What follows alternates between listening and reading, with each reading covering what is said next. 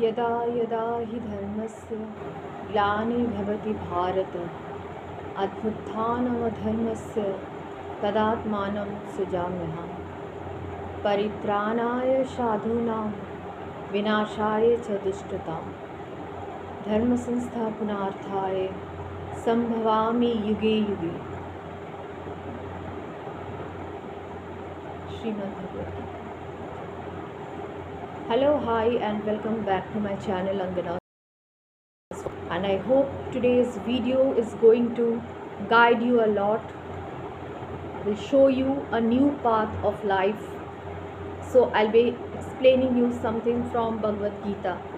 Bhagavad Gita is actually infinite. There is a lot of things to learn from Bhagavad Gita, and it's not possible for me to cover everything in one video, but I'll try to cover the main thing of Bhagavad Gita. So please watch the video till the end. Gita के विषय में जो unknown facts है वो मैं बताने वाली हूँ आप लोगों को।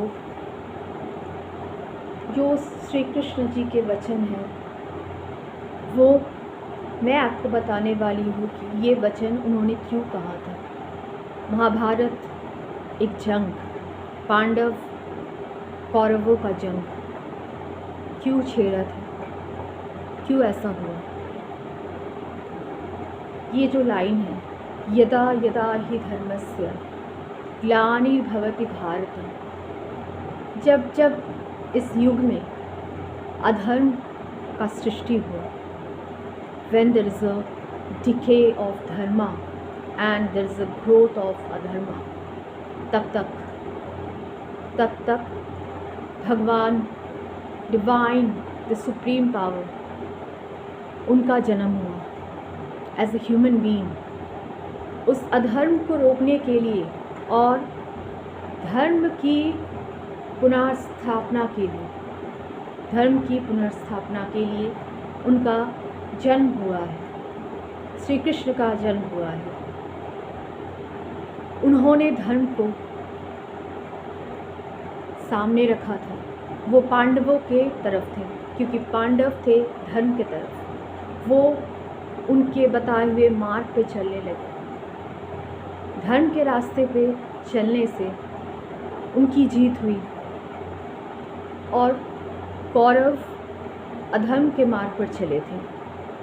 उन्होंने द्रौपदी के वस्त्र हरण से लेकर बहुत कुछ उन्होंने ऐसा कुछ अन्याय किया था जो कि बिल्कुल धर्म से विपरीत है, तो उन्हें पराजय प्राप्त हुआ। इस भगवद गीता में ऐसा आखिर क्या है जो हम इतना कुछ जान सकते हैं। इसमें हम जान सकते हैं कि हम कौन हैं, हमारे अंदर है क्या। The anger, lust and greed, these are known as the three things towards the door of hell. ये तीन चीज़ें हमें नरक की तरफ ले जाता है। ये भगवद गीता में एक है, मेंशन किया हुआ है। आप जितना क्रोध करते हैं, क्रोध आपके दुर्बल हृदय के चरित्र का एक पहचान है कि how much you are weak when you are becoming anger, when you are showing anger to anyone, when you are angry you are using the words that can not be returned. एक बार आप जो बोल दिए वो आप वापस नहीं ला सकते। आप अगर किसी को अपने वर्ड से आघात करते हैं तो इसका मतलब क्या है? इसका मतलब आप खुद इतना वीक है, आपके अंदर वो कॉन्फिडेंस नहीं है, आपने अपने आप को नहीं जाना, अपने आप को आपने सेल्फ रिस्पेक्ट नहीं दिया। तो एंगर से हमें बचना चाहिए, हमें बहुत ध्यान से हर एक काम करना चाहिए। महाभारत में हमेशा कर्म के बारे में बोला गया है, कर्म हमेशा करना है। और जो भी होता है हमारे लाइफ में उसके पीछे कोई ना कोई रीज़न है। There is some reason behind everything that happens to us.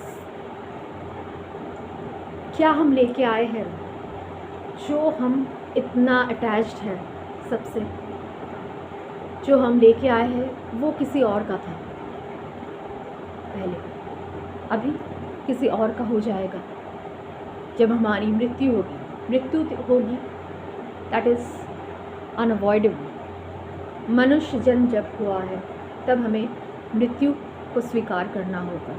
जो चीज़ हम पकड़ के रखे हैं वो चीज़ हमारी मृत्यु के बाद किसी और की हो जाएगी। जो लोभ हम रखते हैं उससे सिर्फ हम अपना हानि करते हैं, अपने आप को क्षति पहुंचाते हैं। श्रीमद् भगवद गीता में ये सिखाया गया है कि कैसे हम अपने आप को जानें, कैसे अपने कर्म को हम शुद्धिकरण करें, कर्म कैसे हम करें। हमेशा हम कर्म करें, जो भी अच्छे कर्म करें उसका फल हमें हमेशा अच्छा मिले। हमेशा धर्म के रास्ते पे चलना ही भगवद गीता का सार है। श्री कृष्ण जी ने अर्जुन को यही समझाया था युद्ध भूमि में। So it's a very powerful holy book of Hindu. इस गीता को हम इतना अच्छा से जान सकते हैं श्री कृष्ण के उन बड़े बड़े शब्दों से जो उन्होंने कहा था भगवद गीता में। और ये कलयुग है, जो उससे कलयुग में जो हो रहा हमारे साथ कुछ गलत चीज़ें वो होना है, दैट इज़ आवर कर्मा। क्योंकि कर्मा के अकॉर्डिंग हमें रिज़ल्ट मिलते हैं। इसीलिए उन्होंने कहा था कि धर्म के रास्ते पे चलो, उसमें आपको हमेशा मुक्ति मिलेगी। Just go for salvation. और ये जो human body it will die one day, it will become like an ash. Body को जला दिया जाएगा तो ऐश बनेगा, लेकिन ये जो आत्मा है, सोल है, it never dies.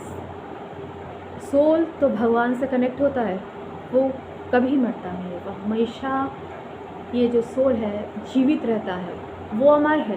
The soul is always immortal, but our body is not immortal, it's mortal. It has to go in the ashes.